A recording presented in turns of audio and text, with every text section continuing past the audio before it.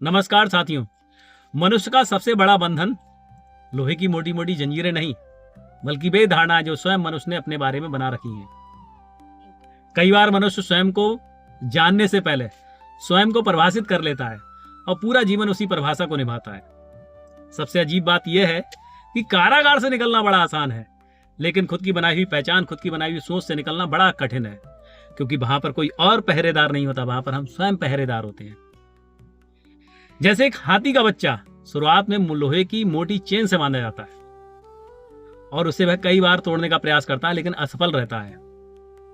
अब उसे एहसास हो जाता है कि वह उसे तोड़ नहीं सकता, आजाद नहीं हो सकता। धीरे धीरे समय बीतता जाता है।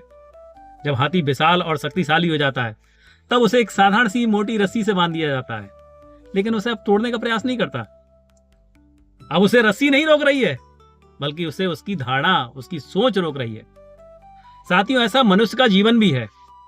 कई बार मनुष्य को उसकी वास्तविक परिस्थितियां नहीं रोकती, वास्तविक सीमाएं नहीं रोकती, बल्कि कई बार उसकी बनाई हुई मान्यताएं उसे रोकती हैं।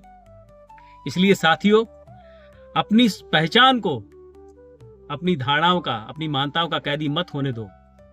इसलिए साथियों, अपने दिल की बनाई हुई सीमाओं को तोड़कर आगे निकलो, अपने मन की बनाई हुई सीमाओं को तोड़कर आगे निकलो, अपनी वास्तविक क्षमता को पहचानो और अपने वास्तविक जीवन को जियो।